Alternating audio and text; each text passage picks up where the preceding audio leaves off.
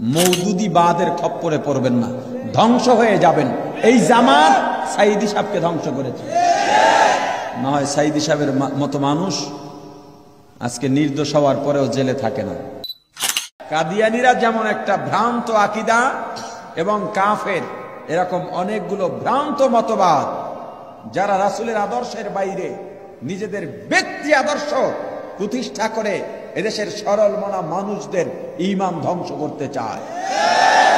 এর মধ্যে একটা আকীদা হলো মওদুদিবাদ আকীদা। তোমরা আজকে পাকিস্তানি মওদুদিবাদ বাংলাদেশে বাস্তবায়ন করতে নেমেছো। বাংলাদেশে পাকিস্তানের মওদুদিবাদের মন্ত্রতন্ত্র বাংলাদেশে চলবে না।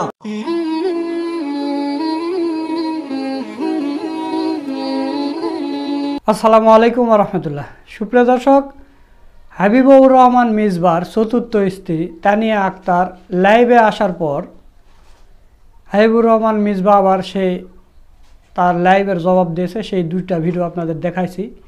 হাবিবুর রহমান মিসবার যে 5টা স্ত্রী আছে, এটা যখন ব্যাপকভাবে ভাইরাল হয়েছে সেই সময় হাবিবুর রহমান মিসবার একটা ভিডিও সামনে এসেছে, ভাইরাল হয়েছে। তো ওই ভিডিওতে তিনি বলতেছেন যে মিজানুর রহমান আজহারিকে কিছু পরামর্শ দিচ্ছেন যে আপনি জামাতের খপ্পরে পড়বেন না, এই জামাতের খপ্পরে পড়লে ধ্বংস হয়ে যাবেন। এই জামাতের খপ্পরে সাইদি সাহেব পড়েছিল, সাইদি সাহেব ধ্বংস হয়ে গেছে। এবং এই বাংলাদেশে মওদুদি কোনো মতবাদ আমরা প্রতিষ্ঠিত হতে দিব না, জীবন দিয়ে হলেও আমরা মওদুদি মতবাদ প্রতিষ্ঠা হতে দিব না এবং জামাতকে প্রতিষ্ঠিত করতে দিব না। তো তিনি যখন এই বক্তব্যটা দিয়েছিলেন তার কিছুদিন পরে নাইমা ভাবির সাথে তার আংটি লেনদেন পরকীয়ার বিষয়টা ফাঁস হয়ে যায়। তো মহান আল্লাহ তাআলা একটা মুসলিম সংগঠনের উপর মিথ্যা তহমত দেওয়ার কারণে মাহফিলে বসে এরকমভাবে মিথ্যা অপবাদ দিয়েছে বাংলাদেশ জামাতে ইসলামের উপর। এই কারণে আল্লাহ তাআলা তার মুখোশ উন্মোচন করে দিয়েছে, তার চরিত্র জাতির সামনে তুলে ধরেছে। তো সেটা গেল একটা পর্ব। তো এখন এসে আমরা তো দেখতেছি যে তার 5টা নাকি স্ত্রী। আরে ভাই, আমরা একটাই সামাল দিতে পারি না, তুই 5টা কীভাবে দেশ? তো যাই হোক, সেই বিষয় বাদ দিই। তো হাবিবুর রহমান মিসবা যে বাংলাদেশ জামাতে ইসলামীকে নিয়ে, আল্লামা সাইদিকে নিয়ে এবং মিজানুর রহমান আজহারিকে নিয়ে যে মিথ্যাচারটা করেছে, তো এই ভিডিওর আবার জবাব দিয়েছেন আমাদের প্রিয় মহতারাম মাওলানা ফখরুদ্দিন আহমেদ। তো প্রিয় দর্শক, চলুন আমরা মাওলানা ফখরুদ্দিন আহমেদের ভিডিওটা দেখে আসি। আসসালামু আলাইকুম রহমতুল্লাহ। একজন বক্তা ওয়াজের মঞ্চে জনগণের সামনে মাওলানা ডক্টর মিজানুর রহমান আজহারি সাহেবকে পরামর্শ দিয়ে বলেছে, মিজানুর রহমান আজহারির প্রতি অনুরোধ রাখবো, এটাই একটা পরামর্শ থাকবে তার প্রতি আমার, জামাতের খপ্পরে পড়বেন না, মওদুদিবাদের খপ্পরে পড়বেন না, জামাতের খপ্পরে পড়বেন না, মওদুদিবাদের খপ্পরে পড়বেন না, ধ্বংস হয়ে যাবেন, ধ্বংস হয়ে যাবেন। এ জামাত সাইদি সাহেবকে ধ্বংস করেছে। এই জামাত সাইদি সাহেবকে ধ্বংস করেছে। না হয় সাইদি সাহেবের মতো মানুষ আজকে নির্দোষ হওয়ার পরেও জেলে থাকে না। না হয় সাইদি সাহেবের মতো মানুষ আজকে নির্দোষ হওয়ার পরেও জেলে থাকে না। শাইখে চরমনাই বলেছেন, জামাতের খপ্পরে যারা পড়ে তারা ধ্বংস হয়ে যায়। আজকে বিএনপির অবনতি জামাতের কারণে। শাইখে চরমনাই বলেছিলেন, জামাতের খপ্পরে যারা পড়ে তারা ধ্বংস হয়। আজকে বিএনপির অবনতি জামাতের কারণে। যেহেতু এই কথাগুলি যিনি বলেছেন তিনি একজন বক্তা এবং ওয়াজের মঞ্চে বলেছেন, হাজার হাজার মানুষের সামনে বলেছেন, বক্তব্যটি সোশ্যাল মিডিয়া ভাইরাল। এ বিষয়ে আপনাদেরও দু একটি কথা বলা উচিত।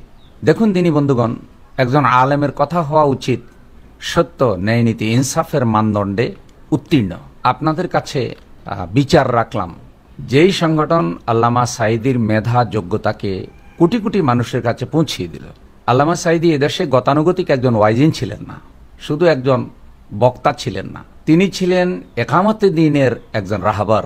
কোরআনের আলোকে, হাদিসের আলোকে ব্যক্তি, পরিবার, সমাজ, রাষ্ট্র পরিচালনা করা যে প্রয়োজন, কোরআনের শাসন প্রতিষ্ঠিত হওয়া, কোরআনের আলোকে বিচার বিভাগ পরিচালনা করা, শিক্ষা বিভাগ পরিচালনা করা, নারী পুরুষকে পরিচালনা করা, পরিবার, সমাজ, রাষ্ট্রকে পরিচালনা করা, এটা যে প্রয়োজন এবং কোরআন যে শাসন করার জন্য এসেছে, কোরআন শাসিত হওয়ার জন্য আসেনি। এ সকল কথাগুলি কোরআন সুন্নাহ থেকে যেই সংগঠন আল্লামা সাইদিকে বুঝালো এবং আল্লামা সাইদি রাহিমাহুল্লাহ যার পতাকা তলে থেকে সারা জীবন তার মেধা যোগ্যতাকে ইসলামের পক্ষে কাজে লাগিয়ে গেল, যিনি শপথ নিয়েছিলেন ইন্না সলাতি ওয়া নুসুকি ওয়া মাহইয়ায়া ওয়া মামাতি লিল্লাহি রাব্বিল আলামিন, এবং যেই দ্বীনের কাফেলা এদেশের কোটি কোটি মানুষের কাছে দ্বীনের দাওয়াত পৌঁছায় দিল। বেশি শিক্ষিত, অল্প শিক্ষিত, স্কুল, কলেজ, মাদ্রাসা, বিশ্ববিদ্যালয়ের শিক্ষক, রিক্সা গ্যারেজ, নারী, পুরুষ, সকল শ্রেণীর লোক, এক কথায় অমুসলিম সহ প্রত্যেকের মধ্যে যেই সংগঠন কোরআন সুন্নাহ দাওয়াত ছড়িয়ে দিল, যেই সংগঠন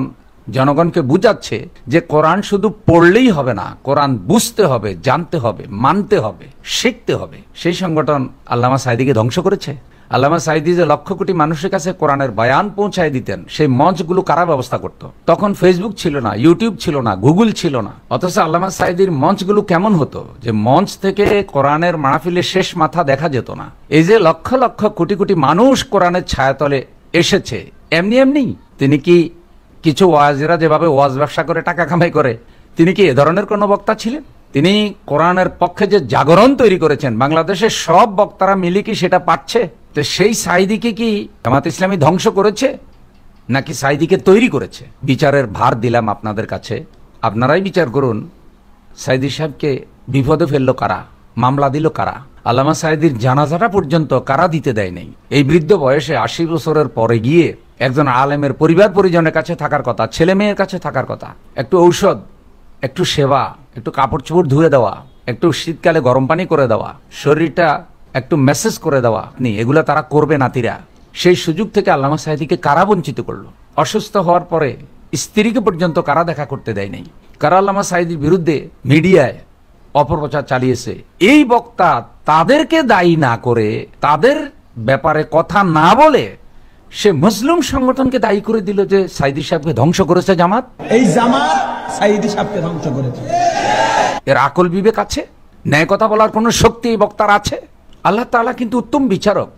আল্লাহর গোস্বার চোখ যাদের উপরে পড়ে তারা কিন্তু অভিশপ্ত হয়, তারা আল্লাহর পক্ষ থেকেই লাহানতের মধ্যে পড়ে যায়। পারলে সত্য কথা বলুন, না পারলে অন্যায় কথা বলবেন না। আল্লামা সাঈদীকে কারা ধ্বংস করেছে? ওদের কথা মুখ দিয়ে বলতে লজ্জা পান? আল্লাহ তাআলা উত্তম ফয়সালাকারী। এই বক্তব্য হয়তো আল্লামা সাঈদী জীবিত থাকার সময় তিনি দিয়েছেন, এখন এটা ব্যাপক ভাইরাল হয়েছে। এখন তো সাঈদী রাহিমাহুল্লাহ কবরে, আল্লাহ হুজুরের কবরকে জান্নাত বানিয়ে দিন। অতএব এগুলি হলো উগ্র কথা, হিংসার কথা। এরা আলেম তো দূরের কথা, বক্তা হওয়াও এ ধরনের উগ্র এবং এ ধরনের এক পেশে লোকদের বক্তা হওয়ার যোগ্যতা নাই। দ্বিতীয় যেটা মিজানুর রহমান আজহারী সাহেবকে লক্ষ্য করে বললেন, এটাও বললেন যে মিজানুর রহমান আজহারী সাহেব নাকি এলেম ভালো শিখতে পারে নাই। যেভাবে এলেম অর্জন করা দরকার ছিল ওটা পারেন নাই। এত বড় বড় বিশ্ববিদ্যালয়ে পড়ালেখা করলেন, পিএইচডি নিলেন, মিজানুর রহমান আজহারী সাহেব বেশি এলেম শিখতে পারে নাই। মিজানুর রহমান আজহারী সাহেব আপনাদের মতো, আপনার মতো একজন আলেম মিজানুর রহমান আজহারী সাহেবকে এ ধরনের পরামর্শ দিতে পারেন যে জামাতের খপ্পরে পড়বেন না, মওদুদিবাদের খপ্পরে পড়বেন না, জামাতের খপ্পরে পড়বেন না, মওদুদিবাদের খপ্পরে পড়বেন না? দর্শক মন্ডলী, আপনারাই বিচার করুন, এটা কোনো আলেমের ভাষা হতে পারে? মিজানুর রহমান আজহারীর মাহফিলে যে লক্ষ লক্ষ মানুষ হতো, এটা কি এমনি হয়ে যেত? এটার পিছনেও কি কারো কোনো অবদান, কারো কোনো কাজ নাই? ওই শ্রোতারা মিজানুর রহমান আজহারী সাহেবের বক্তব্য শুনেন। এই বক্তা যে বলেছে যে উনি নাকি ভালো জ্ঞান শিখতে পারে নাই, মিজানুর রহমান আজহারী সাহেবের বক্তব্য যারা শুনে তারা উচ্চশিক্ষিত লোক, স্মার্ট, এবং তারা সমাজের প্রভাবশালী, অমুসলিমরা পর্যন্ত শুনে। আর আপনি তাকে পরামর্শ দিচ্ছেন অমুকের খপ্পরে পড়বেন না, ধ্বংস হয়ে যাবেন। খপ্পরে পড়া মানে কি? এটা কোনো ভদ্র ভাষা? কেউ কারো খপ্পরে পড়ে? এবং আজহারী সাহেব কি দুধের শিশু? তিনি যেসব মঞ্চে কথা বলেছেন, যে তাকে পরামর্শ দিচ্ছে, উনি পরামর্শ দেওয়ার যোগ্যতা রাখেন? ওনার সে আকল বিবেক আছে কাউকে পরামর্শ দেওয়ার? আজহারী সাহেব কি আপনার কাছে পরামর্শ চেয়েছে যে আমাকে দেন, আমি কি করব? আজহারী সাহেব যে মাদ্রাসায় পড়েছে তার ওস্তাদরা তার সম্পর্কে জানে, বাহিরের বিশ্ববিদ্যালয়গুলোতে ডিগ্রি নিয়েছে, তার মেধা সম্পর্কে জানে লোকেরা। তিনি যেসব মঞ্চে এখন খুতবা দেন জানে। আরে ভাই, আপনি তো একজন বক্তা। যদি আজহারীর জন্য আপনার দিলে কোনো দয়া মায়া থাকতো, এই হিংসার কথা না বলে, এই উগ্র কথা না বলে, অসত্য কথা না বলে, যারা আজহারী সাহেবকে জুলুম করে দেশ থেকে বিতাড়িত করেছে তাদের বিরুদ্ধে কথা বলেন, তখন বোঝা গেল সত্যিকারে ওয়ারাসাতুল আম্বিয়া আপনি। তখন বোঝা যাবে যে আপনি হক কথা বলার সাহস আপনার আছে। মিজানুর রহমান আজহারী সাহেবকে দেশ থেকে কারা তাড়িয়েছে? কারা এই মাহফিলগুলো বন্ধ করে দিয়ে জনগণকে কোরআন সুন্নাহ থেকে বঞ্চিত করেছে? কারা? তাদের সাথে খুব মহব্বত, খুব ভালোবাসা। তাদের নাম মুখে আনতে পারেন না, কথা বলতে পারেন না। আল্লাহ আপনাকে ন্যায় কথা বলার, সত্য কথা বলার তৌফিক দান করুক। আবু জেহেল, আবু লাহাব, ফেরাউন, নমরুদরা এখন পৃথিবীতে নাই। আপনি তো একজন বক্তা। ফেরাউন, নমরুদ, আবুল আহাবের দায়িত্ব এখন কারা পালন করে?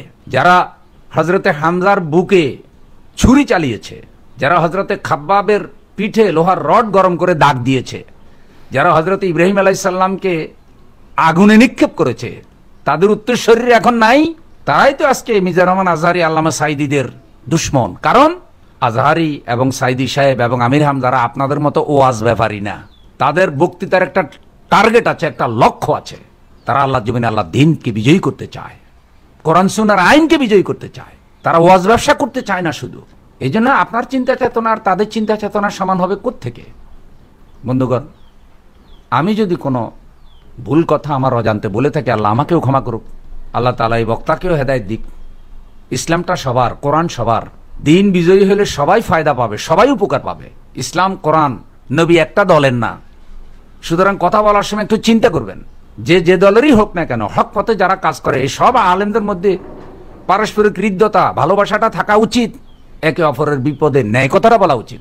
আপনার অসম্মানে আমরা ভাইদেরকে অনুরোধ করছি যেন কেউ আপনাকে নিয়ে ট্রল না করে, অসম্মান না করে। কিন্তু আল্লাহ তাআলা তো বড় বিচারক, আমাদের কথা তো অনেকে শুনেও না হয়তো। ইজ্জত সম্মান তো আল্লাহর হাতে। আল্লামা সাঈদী এখন দুনিয়ায় নাই, মিজানুর রহমান আজহারী সাহেব এখন দেশের বাহিরে। আজহারী সাহেবের সম্মান আর আজহারী সাহেবের মঞ্চ আর আজহারী সাহেবের জ্ঞান এবং ব্যক্তিত্ব এক জায়গায় করলে আপনি তার ধারে কাছে আছেন, তাহলে আপনি কিভাবে এরকম এক পেশে কথা বলতে পারেন? আরেকটি কথা না বললেই নয়। হ্যাঁ, শাইখে চরমনাইয়ের বক্তব্যে দেশের জ্ঞানবান যারা, বুদ্ধিমান যারা আলেম ওলামা, তারাও বুঝে যে বড় বড় বক্তৃতা দিলেই কিন্তু অন্যায়ের পতন হয় না। হজরত ইব্রাহিমের মতো ময়দানে ভূমিকা রাখা লাগে, হজরতে খাব্বাবের মতো ইস্তেকামাত থাকতে হয়, হজরতে আমির হামজার মতো ময়দানে জীবন দিয়ে দায়িত্ব পালন করতে হয়। শুধু বক্তব্য দিয়ে হয় না, বক্তব্য দিয়ে জাগরণ তৈরি হয়, বক্তব্য শেষ, চার্জ চলে যায়। এই অন্যায় কথা কিভাবে বললেন? বিএনপির এই দুরবস্থা, যে বিএনপির কথা যেটা বললেন, আজকে বিএনপির অবনতির জামাতের কারণে, নাউজুবিল্লাহি মিন যালিক। এটা একটা পলিটিক্যাল কথা। আপনি এই অন্যায় কথা কিভাবে বললেন? এই যে বিএনপির ক্ষমতায় যেতে পারছে না বা আন্দোলন করতে পারছে না, আপনি অবনতি বলতে কি বুঝাতে চাচ্ছেন? ক্ষমতায় না যেতে পারাটা। দেশে গণতন্ত্র আছে, দেশে ভোট আছে, দেশে মানুষের বাকস্বাধীনতা আছে, দেশে 10-12 জন মানুষ একসাথে বসতে পারে। আপনি ওইসব ন্যায় কথা বলতে না পারে আপনি বলছেন জামাতের কারণে নাকি বিএনপির অধপতন। বিএনপির অধপতন কি কারণে, এটা তো বিএনপি নেতারা ভালো জানে। আপনি এ ব্যাপারে এই অন্যায় কথা কিভাবে বললেন? ওই বুজুর্গ থেকে শুনে বলছেন? বুজুর্গ বলছে যে জামাত যার সাথে লাগবে সে শেষ। এই জামাত যেখানে যেখানে লাগবে ওখানে ইসলাম ধ্বংস হয়ে যাবে। জামাত লাগছে আলিয়া মাদ্রাসার মধ্যে, আলিয়া। জামাত লাগছে ইত্তেহাদুল উম্মার মধ্যে, ইত্তেহাদুল উম্মাহ। জামাত লাগছে বিএনপির মধ্যে, বিএনপি। এই জামাতের প্রয়োজন যেখানে লাগবে সেটা ধ্বংস হয়ে যাবে। এই কথা কি ঠিক? এটা কোরআন হাদিসের কথা? এটা তো একজন একামতে দ্বীনের আন্দোলনের বিদ্বেষী লোকের কথা। তার কথা সব ঠিক বলে দিলেন আপনি। বিএনপি জামাতের সাথে জোট হওয়ার কারণে বিএনপির অধপতন। তাহলে আওয়ামী লীগের সাথে যখন তত্ত্বাবধায়ক আন্দোলন হলো তখন আওয়ামী লীগ ক্ষমতা আসলো কেমন? তখন কেন আওয়ামী লীগের অধপতন হইল না? আপনি যে এত বড় বুজুর্গ হয়ে গেলেন, বলেন। এইসব বাদ দিয়ে পারলে ভালো কথা বলেন। পুরো জাতিকে ঐক্যবদ্ধভাবে আল্লাহ দিন কায়েম করার জন্য এবং কোরআন সুন্নাহর আলোকে সব আলেমরা ঐক্যবদ্ধ হয়ে এ যুগের ফেরাউন নমরুদের বিরুদ্ধে যেন ময়দানে ভূমিকা রাখতে পারে, সেই কথাগুলো পারলে বলেন। অন্যায়, অবিচার, উগ্রতা, হিংসামূলক কথা থেকে আল্লাহ তাআলা ওয়ারাসাতুল আম্বিয়া আলেম বক্তাদেরকে আল্লাহ রক্ষা করুন। আমিন। ওয়াসসালামু আলাইকুম ওয়া রাহমাতুল্লাহ। দর্শক, আপনারা মাওলানা ফখরুদ্দিন আহমেদের ভিডিওটা দেখলেন। তার কথাগুলো আপনাদের কাছে কেমন লেগেছে তা অবশ্যই কমেন্ট করে জানিয়ে দেবেন।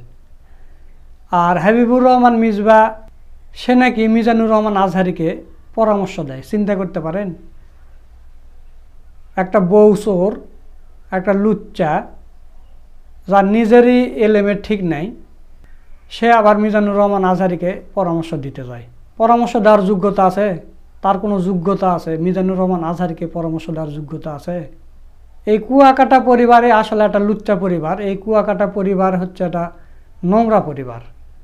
এরা মানে অন্যের বউকে দেখলেই, মানে মেসেঞ্জারে কেউ যদি নক দেয়, যদি ভালো চেহারা হয়, ছবি টবি আদান প্রদান করলেই, তাহলে দেখবেন যে হ্যাঁ, ওটা তাক যেভাবে হোক, তার যে কয়টা সন্তানই থাক, তাকে সে নিয়ে চলে আসবে, মানে চুরি করবে, পরকিয়া করে আংটি দিবে, দিয়ে নিয়ে আসবে। তবে আর একটা বিষয় আমার হচ্ছে নজরে পড়েনি, সেটা হলো যে আলী হাসান ওসামা,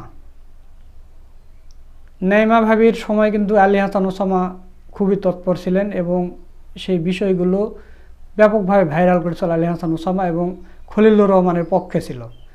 হাবিবুর রহমান মিসবার সাথে অনেক টক্কর দিয়েছিল।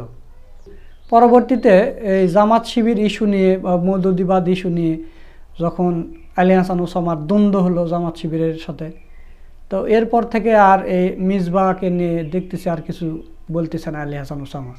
তার মানে মনে হয় আলী হাসান ওসামা মনে হয় একটা ভালো একটা জায়গা, মানে একটা স্থান খুঁজতেছে নেওয়ার জন্য। এখন আর হক কথা আর বের হচ্ছে না, আগে ছিল কিন্তু এখন আর নেই, কারণ এখন ভাইরাল হয়ে গেছে আর জামাত শিবির এখন শত্রু হয়ে গেছে। এখন যদি হাবিবুর রহমান মিসবার বিরুদ্ধে কথা বলে তখন হয়তো দেখা যাচ্ছে যে চরমনায় হয়তো আর স্থান হবে না। এই কারণে হয়তো আলী হাসান ওসামা আর মানে আগের মতো ওই রকম তৎপর নেই। তো এই কথা বলে আজকের ভিডিও এখানেই শেষ করছি। ভিডিওটা যদি ভালো লাগে লাইক করবেন, শেয়ার করবেন। সকলকে ধন্যবাদ। আসসালামু আলাইকুম ওয়া রাহমাতুল্লাহ।